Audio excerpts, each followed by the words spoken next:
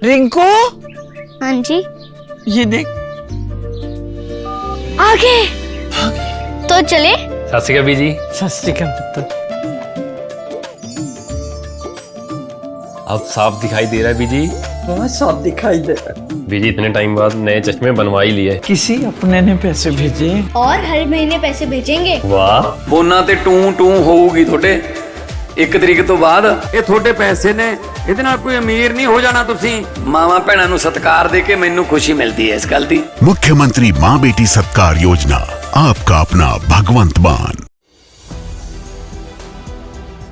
नमस्कार दोस्तों, राम जन्मभूमि मंदिर ट्रस्ट की बैठक हो गई। पहली बार उसकी बड़ी बैठक हुई है निर्माण के बाद। 2020 में बैठक हुई थी और हो गई।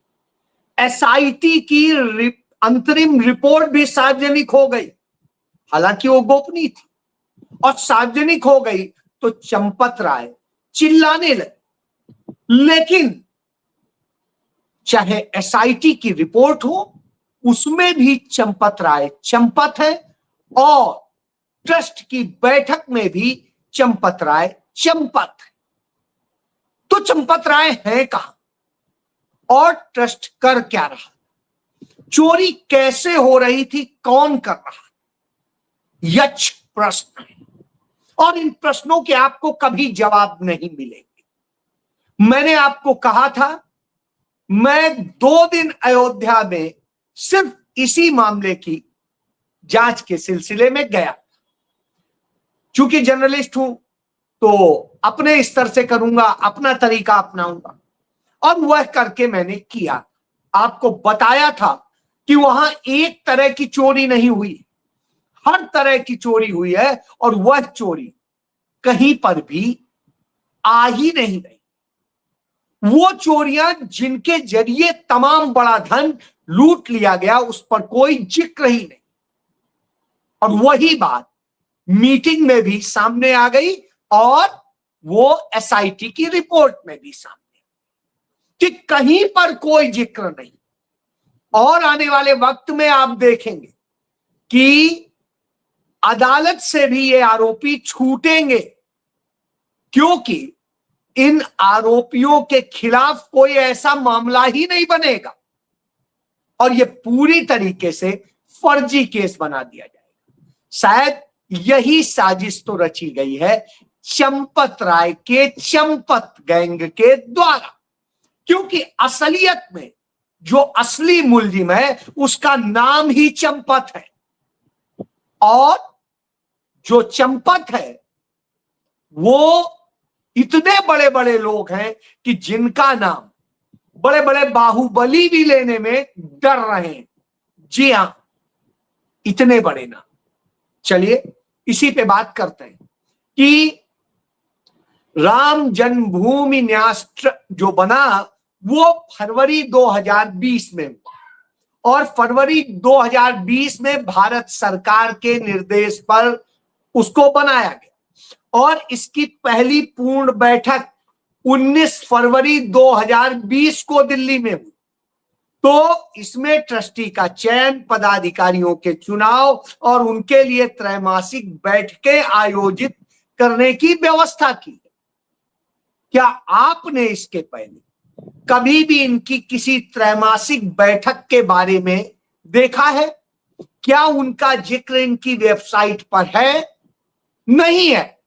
हाँ, निर्माण समिति की जिसके अध्यक्ष जो है वो नपेंद्र मिश्रा थे, उसकी कुछ बैठकों का जिक्र जरूर मिलता है, लेकिन बाकी इनकी त्रैमासिक बैठक कहां हो रही थी, कैसे हो रही थी, क्या है, कोई भी रिकॉर्ड मौजूद नहीं।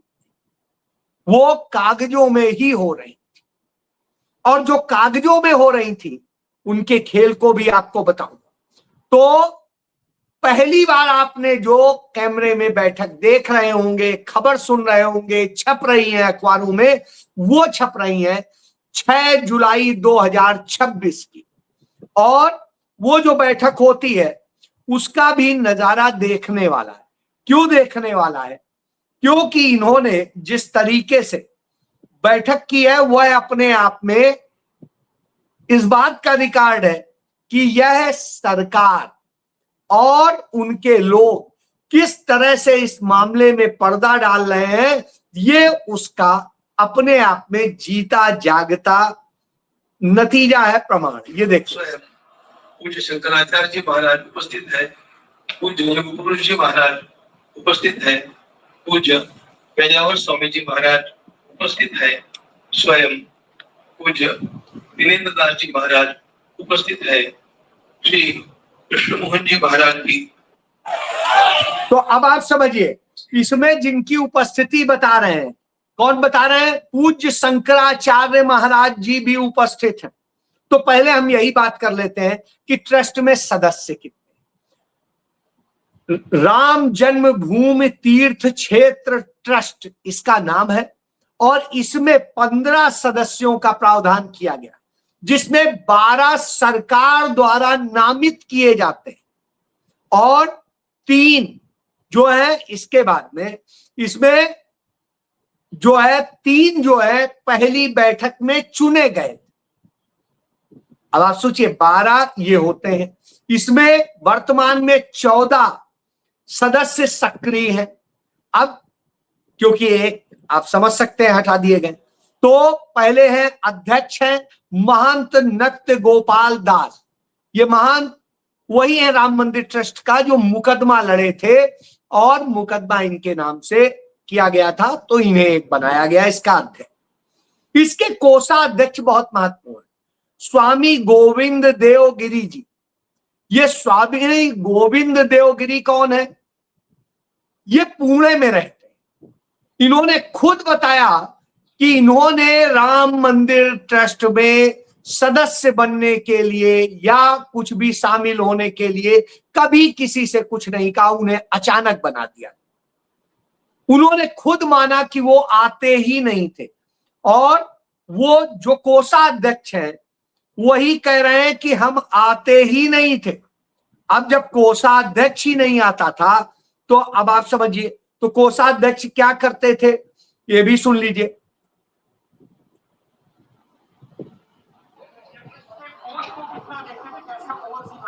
मैं ट्रस्ट के फोर्स को पूरी तरह देखता था। मैं स्वयं आता नहीं था, लेकिन हमारे पुणे कार्यालय के हमारे सहयोगी चार्टर्ड अकाउंटेंट्स जो मेरे स्वयं के वहां के कोषाध्यक्ष है, उनको भेज, और वे आकर के महीने में 5 दिन यहाँ पर रहते थे, सारे हिसाब जांचते थे। उन्हीं के कारण मैं निश्चिंत रह पाता था। और यहाँ पे अब आप समझ सकते हैं, इन्होंने साफ कह दिया कि वो आते नहीं थे। उनके जो वहां पे उनका अपना निजी जो है, उसके जो सीए हैं, इनके कोषाध्यक्ष हैं, उनको ये भेज देते थे। वो यहाँ 5 दिन आते थे, हिसाब किताब चले जाते। कैसे करते थे भी देखिए, ये देखिए, ये सोना निकल रहा है, ये तो अब आप समझ लीजिए, इस तरह से सोना निकलता था। तो राम मंदिर ट्रस्ट के ट्रस्टी साहब और कोषाध्यक्ष साहब ये बता रहे हैं कि वो आते ही नहीं थे, वो देखते ही नहीं, वो अपने उसको भेज देते थे। इससे आप समझ सकते हैं कि मीटिंग हो या कुछ हो, उन्होंने कितनी अटेंड की होंगी, नहीं की होंगी। अब इसके बाद आ जाइए, महासचिव हैं चंपत राय, जिनको फिलहाल अंतरिम तौर पे हटा दिया गया है, और अंतरिम तौर पर महासचिव कृष्ण मोहन को बनाया गया है, जो आईएफएस ऑफिसर हुआ करते थे, हरदोई के रहने वाले हैं। नागपुर में पोस्टिंग के दौरान ये भी आरएसएस के संपर्क में आए और इतने कड़े वाले बन गए कि आरएसएस को ही समर्पित हो गए, सरकार की सेवा की बजाय आरएसएस की सेवा करते। तो जो वो रहे और 2012 में ये रिटायर हुए, इनके ऊपर भी तमाम आरोप रहे। तो साहब ये शख्स उसका वो बना दिया जाता है अंतरिम महासचिव। इसके बाद में एक है के पराशरण, ये आरएसएस से जुड़े हैं और ये संस्थापक ट्रस्टी बनाए गए, सुप्रीम कोर्ट के अधिवक्ता रहे। इन पर है कि ये साहब जो है मुकदमा लड़ने में थे, इसलिए इनको बना दिया गया।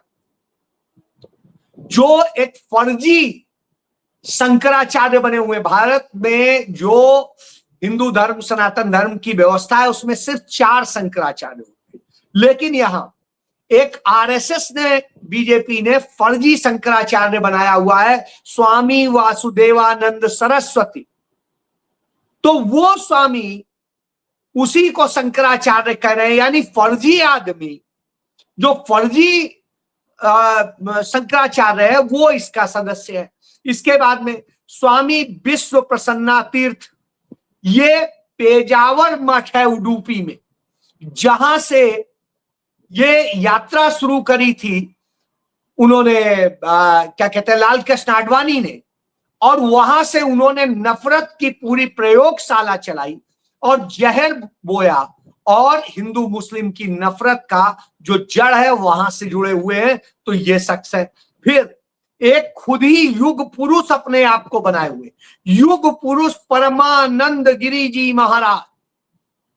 अब आप सोचिए, ये भी उसी तरह के हैं, तो इनका भी है। इसके बाद में एक है महंत दिनेंद्र दास जी महाराज, ये भी कमोबेश वही है।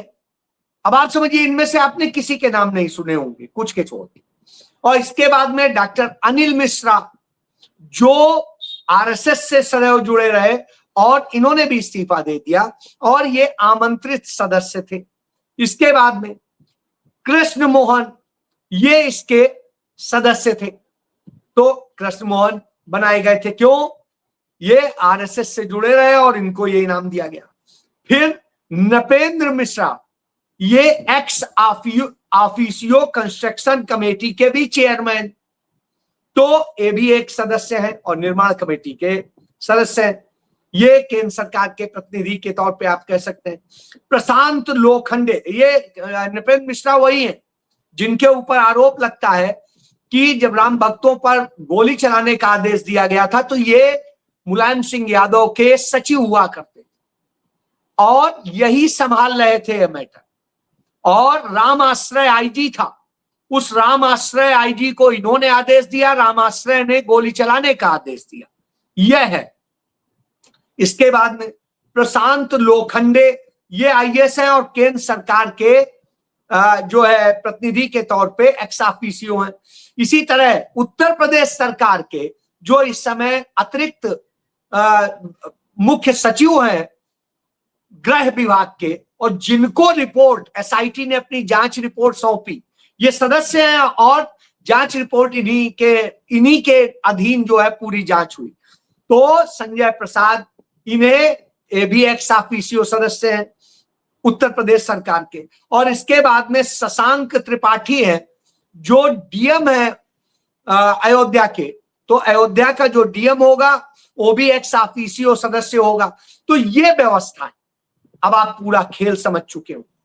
तो इन्हीं के नेतृत्व में जो है सारी पहले एसआईटी बनाई गई। एसआईटी किसके आग्रह पे बनाई गई, क्या बनाई गई, किसी को नहीं पता। तो एसआईटी में है कौन? एक एसआईटी में जो है वो विशेष सचिव है वित्त विभाग के नील रतन, और ये जो है एसआईटी के सदस्य है। एक दूसरे सदस्य हैं जो आईजी है लखनऊ रेंज के किरण एस, और इसके बाद में इसके जो एसआईटी के चेयरमैन है वो विजय विश्वास पंत हैं जो लखनऊ के कमिश्नर हैं। और ये वही शख्स है जो महाकुंभ के दौरान घोटाले के मामले में संदेह के घेरे में है और जिनके खिलाफ जांच प्रचलित। यानी आप समझिए, ये ऐसे लोग बनाए गए और इन्होंने 9 पेज की जो रिपोर्ट दी है, इसका एक छोटा सा वो दिखा दो, ये रिपोर्ट है। तो इस रिपोर्ट में उन्होंने एक बार भी एसआईटी ने अपने 9 पन्ने की जो अंतरिम रिपोर्ट दी है उसमें एक भी जगह चंपत राय का नाम नहीं लिया। एक भी जगह उन्होंने गोपाल राव का जो है, सॉरी, जो ट्रस्ट वो थे, क्या कहा जाता है, कोषाध्यक्ष है, तो उनका नाम नहीं लिया है। तो अब आप समझिए गोविंद गिरी देव का। और इसी तरीके से उन्होंने सबको सरप्राइज, उसमें बस वही 8 लोगों के नाम दे दिए गए जो कर्मचारी। इन कर्मचारियों की सैलरी 14,000 रुपए से 20,000 रुपए के बीच में, यानी 14,000 रुपए से लेके 20,000 रुपए की सैलरी पाने वाले यह लोग सारे आरोपी हैं, बाकी कोई दोषी नहीं।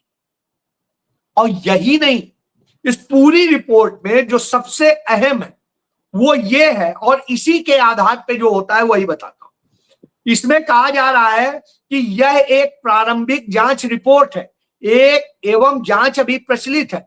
अब जो जांच रिपोर्ट की अंतिम आख्या दी जाएगी उसमें लिखा है पर्यवेक्षणीय विफलताएं, प्रशासनिक उत्तरदायित्व, संस्थागत खामियां, सुधारात्मक सुझाव के संदर्भ में आख्या अंतिम प्रतिवेदन में प्रेषित की जाएगी। यानी अंतिम, अब इसके बाद में किसी के दोष नहीं बताए जाए। अब जो बताया जाना है वो पर्यवेक्षण में विफलता रही, प्रशासनिक उत्तरदायित्व में विफलता रही, संस्थागत खामियां रही, और सुधारात्मक सुझाव क्या हो सकते हैं। यानी अब इसमें कुछ नहीं आना, यह बात इन्होंने अपनी इस रिपोर्ट में लिख दी।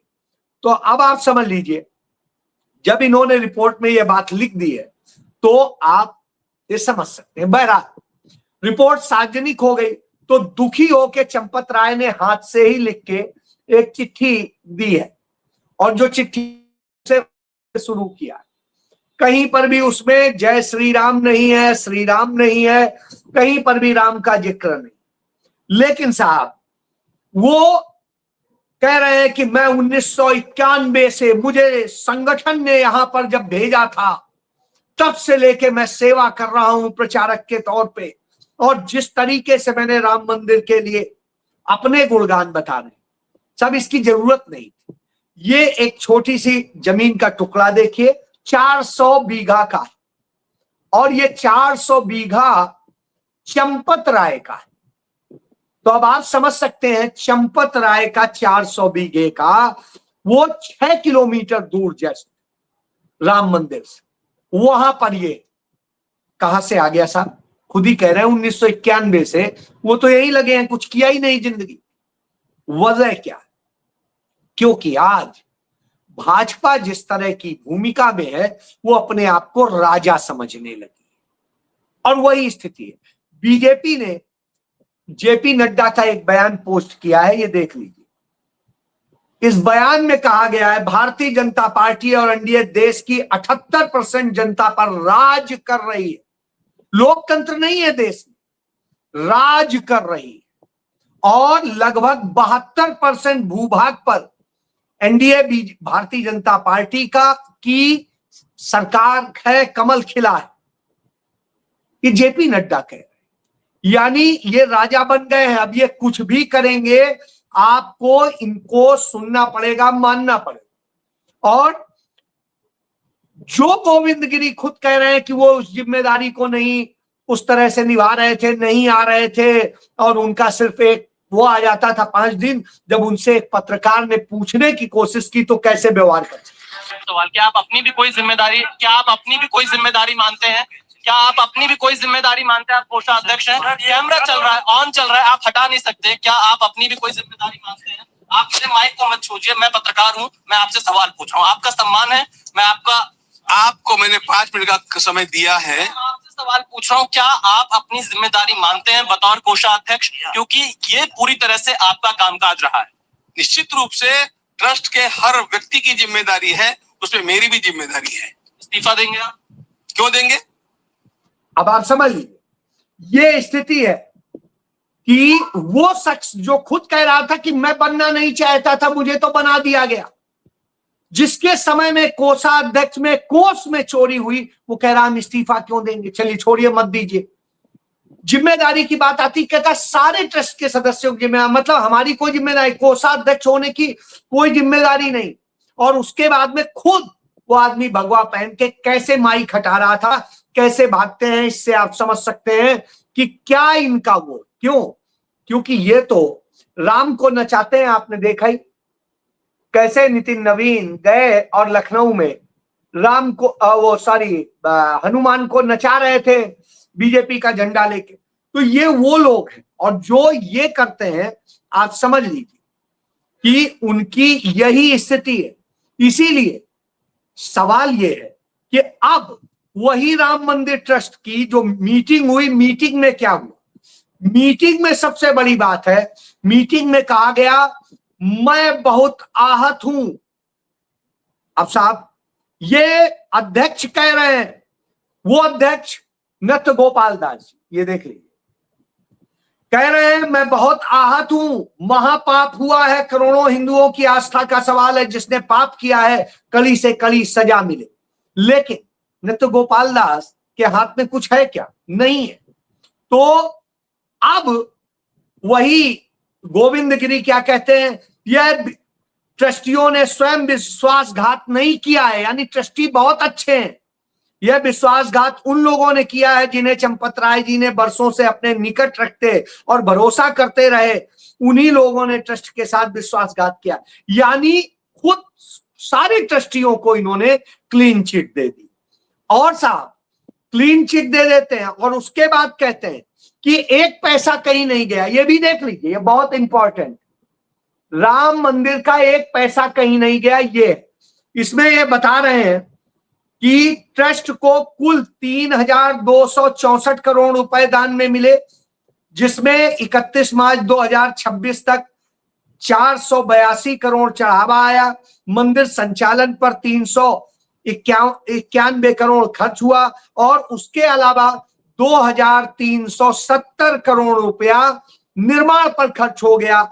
यानी जितना और बाकी सारा पैसा अकाउंट में है, एक भी पैसा नहीं। यानी जब एक पैसे की चोरी ही नहीं हुई, एक भी चढ़ावा चोरी नहीं किया गया, और ये उसे पूरा दिखा रहे हैं, बता रहे हैं, तो फिर साहब सबसे बड़ी बात है, जब कुछ चोरी ही नहीं हुआ तो फिर वो लोग जेल क्यों है? 8 लोग, उन 8 लोगों को जेल क्यों भेजा गया है? यह सबसे बड़ी बात है। क्योंकि वो 8 लोग जो जेल हैं, जिनमें नाम भी सुन लीजिए आप, जिनमें नाम है अनुकल्प मिश्रा, ये कैश काउंटिंग स्टाफ थे, Lavkush Mishra cash counting staff थे, Avinash Shukla cash counting staff थे, करुणेश पांडे जो है और करुणेश शुक्ला ये कैश काउंटिंग स्टाफ थे, Manish Kumar Yadav cash counting staff थे, टिन्नू का ये भतीजा है, Ramashankar Mishra cash counting staff थे, सुभाष श्रीवास्तव और ये जो है कैश काउंटिंग सुपरवाइजर थे, और इसके अलावा टिन्नू मिश्रा। तो अब आप ये समझिए रामशंकर यादव, टिन्नू यादव, तो अब आप इससे समझ सकते हैं कि फिर ये जेल क्यों है, यदि एक भी पैसे का कहीं गड़बड़ नहीं हुआ है तो ये। और जब इस तरह से होता है तो स्वाभाविक सी बात है कि चोरी की गई, चोरी में बड़े बड़े लोग शामिल हैं, इतने बड़े शामिल हैं कि यदि चंपत राय का नाम आएगा तो दूसरों के नाम आ जाएंगे, जो असली चंपत है वो आ जाएंगे। इसलिए सबको बचाने के लिए यह ट्रस्ट सिर्फ महिमा मंडन कर रहा था, और यही वजह है कि ट्रस्ट की बैठक में अभिनंदन किया गया चंपत राय। किस बात के लिए अभिनंदन किया गया? कि वहां से चोरी हो गया, या इस बात के लिए कि कुछ चोरी ही नहीं हुआ है, यह सिर्फ एक लापरवाही का मामला है।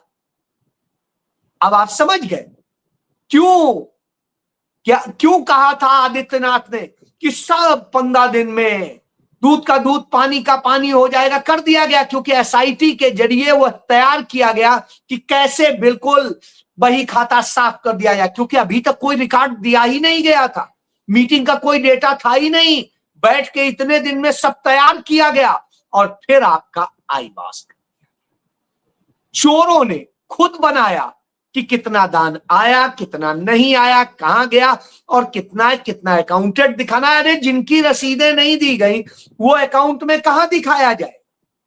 इसीलिए सारी चोरी ऑर्गेनाइज्ड ढंग से, जी हां, ये की नहीं गई, कराई गई। बाकी छोटे छोटे कर्मचारी हैं, बचा लिए जाएंगे, उनको कंपनसेट कर दिया जाएगा, क्योंकि वो सब आरएसएस के जी समर्पण है। जय